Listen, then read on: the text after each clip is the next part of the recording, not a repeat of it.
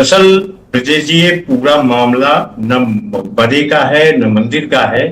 ये दोनों पक्षों, हिंदू पक्ष और मुस्लिम पक्ष, दोनों पक्ष भूमाफियाओं की नीयत जो है उस मकबरे के बगल में पड़ी 753 नंबर की जमीन जो 13 बीघा है उसमें कब्जा करने का है, और उसकी आड़ लेकर दोनों पक्षों ने अपनी रोटियां सेंकने की कोशिश की।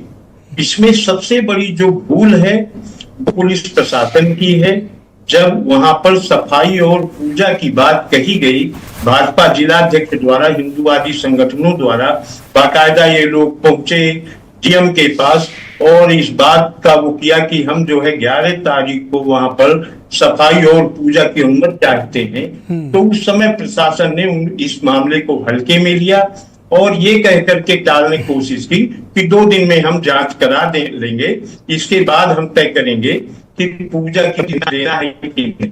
इसके बाद दोबारा जो है जिलाधिकारी ने कहा कि हमने जांच करा लिया है, लगा तो मंदिर का ढांचा है। ये बकौल जिलाध्यक्ष भाजपा मुखलाल पाल के, और उस समय क्या जिलाधिकारी का ऐसा कोई बयान है जहां उन्होंने कहा हो कि ये मकबरा मंदिर था? कोई ऐसा स्टेटमेंट है?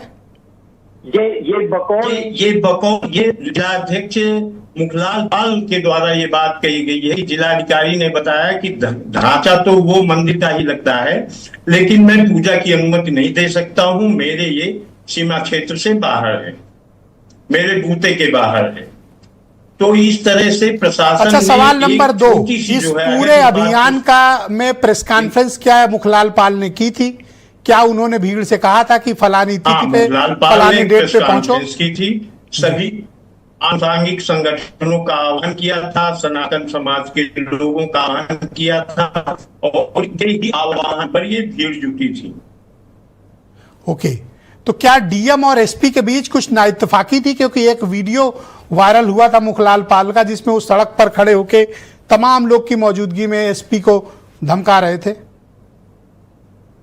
बिल्कुल, ये आपका कहना सही है और ये पूरा जनता जानता है कि डीएम और एसपी के बीच कुछ वैसा समन्वय नहीं है जैसा प्रशासन के बीच होना चाहिए, लेकिन इसको कहीं भी प्रामाणिक रूप से इस बात को नहीं कहा जा सकता। चर्चा ये है। अच्छा, ये जब भीड़ वहां पर पहुंची तो आप लोग के पास क्या रिपोर्ट है? कौन कौन लोग थे जो उसका नेतृत्व कर रहे थे? बीजेपी की तरफ से कौन था? विक्रम सिंह थे वहां पे? भाजपा के विक्रम सिंह वहां मौके पर नहीं थे। यहां जहां से ये भीड़ चली है वहां पर विक्रम सिंह की मौजूदगी देखी गई। भारतीय जनता पार्टी मतलब आउटर सर्किल पर मुखलाल पाल और विक्रम सिंह ये सब मौजूद थे आउटर सर्किल पे? हाँ, ये भी मौजूद थे और उस भीड़ में कुछ सफाई भी मौजूद थे। हाँ। जिनमें एक पप्पू सिंह चौहान नाम का। ये पप्पू सिंह चौहान कौन है और इसका समाजवादी पार्टी से क्या कनेक्शन है? पप्पू चौहान ये समाजवादी पार्टी के बड़े सक्रिय कार्यकर्ता माने जाते थे, माने जाते रहे हैं और हुसैनगंज विधानसभा के चुनाव में इनकी सक्रिय भागीदारी थी। ये समाजवादी पार्टी के नेताओं के साथ इनके कई फोटो वायरल हैं। सांसद नरेश उत्तम के साथ इनकी फोटो है और भी सपा के जिला अध्यक्ष सुरेंद्र यादव के साथ। क्या आप मुझे बता सकते हैं कि कल से एफआईआर दर्ज हुए 24 घंटे से अधिक का समय बीत गया है, किसी की गिरफ्तारी हुई? नहीं, किसी की भी गिरफ्तारी नहीं हुई है। 10 नामजद लोगों में भी मैं कहता हूँ सपा वाले पप्पू चौहान को ही गिरफ्तार कर लें, कोई तो एक गिरफ्तारी हो।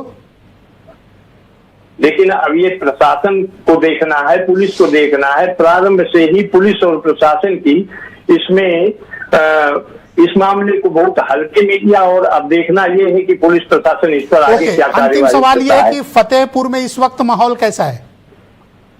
फतेहपुर में माहौल फतेहपुर की जनता में सांप्रदायिक सौहार्द टूट कर भरा है। स्थिति पूरी तरह से नियंत्रण में है, कहीं कोई तनाव नहीं है और अब पुलिस प्रशासन ने उसकी त्रिस्तरीय व्यवस्था, वो विवादित स्थल जो है, बहुत शुक्रिया आपका, त्रिस्तरीय व्यवस्था